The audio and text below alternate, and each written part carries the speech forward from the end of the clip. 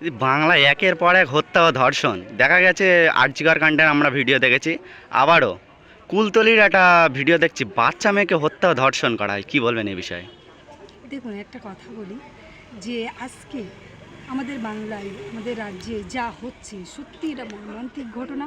এগুলো মেনে নেওয়া যায় না। কারণ একটা ছোট্ট বাচ্চা, 10 বছরের বাচ্চা, যেটা আমরা রিপোর্টারদের মাধ্যমে দেখলাম, ছোট্ট একটা বাচ্চা, তাকে ধর্ষণ করে খুন করা হলো। আজকে আমরা কোন রাজ্যে বাস করছি সত্যি ভাবতে খুব অবাক লাগে এই বিষয়টা। আরজি কর ঘটনায় এখনও মানে ঘা দগদগ করছে, শুকনো হয়নি। এর মধ্যে আবার একটা মর্মান্তিক দুর্ঘটনা ঘটে গেল।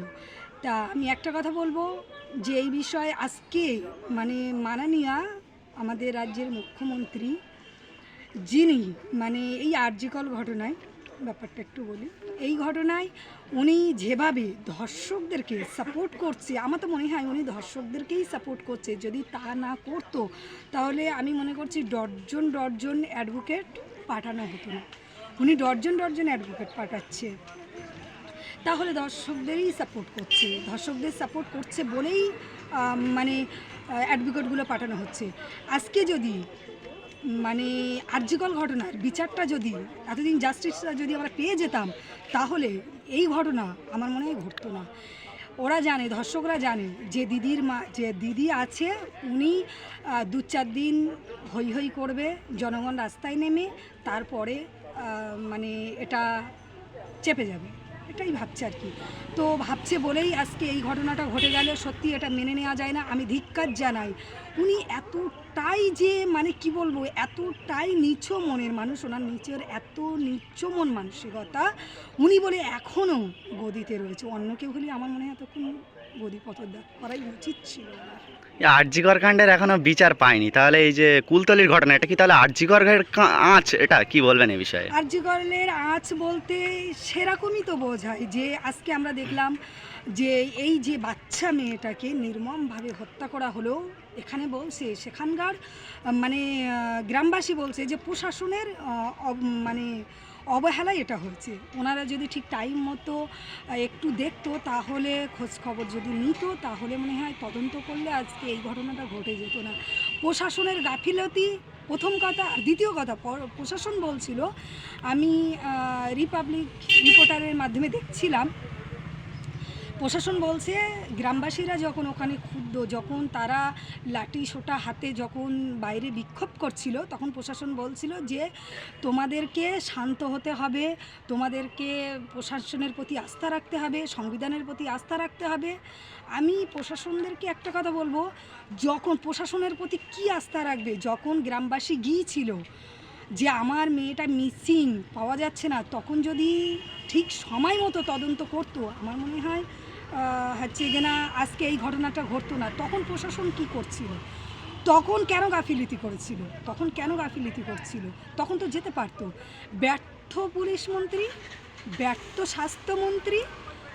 আর আমি আরও একটা কথা বলবো, আমি সত্যি ধিক্কার জানাই প্রশাসনদেরকে, যে তাদের কি একটু হয় না, অনুশোচনা হয় না, যে আজকে ওনার আজ এই আর্জিকর ঘটনাটায় যেভাবে আমরা রাস্তায় নেমেছি, সত্যি কৃষক থেকে শুরু করে যারা দিন আনে দিন খায়, তারা পর্যন্ত আজ আমরা রাস্তায় নেমেছি, আজ মহিলারা রাস্তায় নেমেছে, তাহলে বুঝতেই পারছেন আমাদের রাজ্যের পরিস্থিতি কী।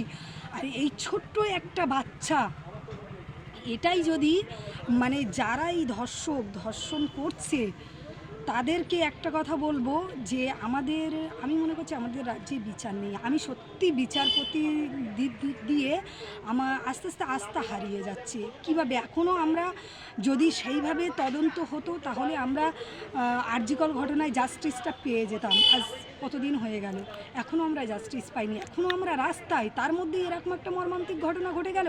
প্রশাসন কি নাকে তেল দিয়ে ঘুমাচ্ছে?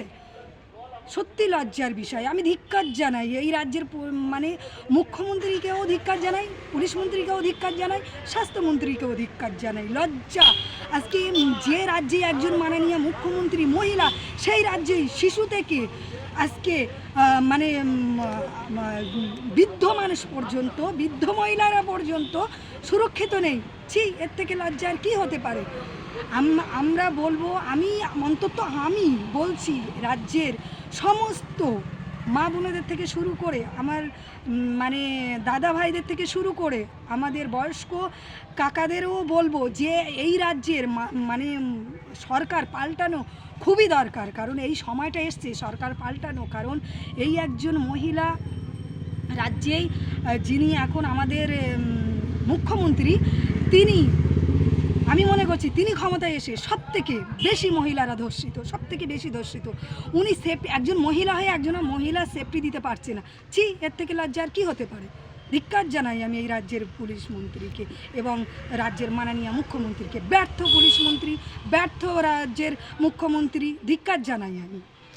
বাংলার মুখ্যমন্ত্রী মমতা ব্যানার্জি, যিনি বাংলার মেয়ে বলে দাবি করছেন, সেই বাংলায় আজ মহিলারা সুরক্ষিত নেই, কি বলবেন এই বিষয়ে? তাহলে মুখ্যমন্ত্রী বা পুলিশ মন্ত্রী কি ব্যর্থ, কি বলবেন এই বিষয়ে? আমি বলছি উনি এই রাজ্যের উনি যে এই বাংলার মেয়ে, এটা বলতে আমার ঘেন্না হয়।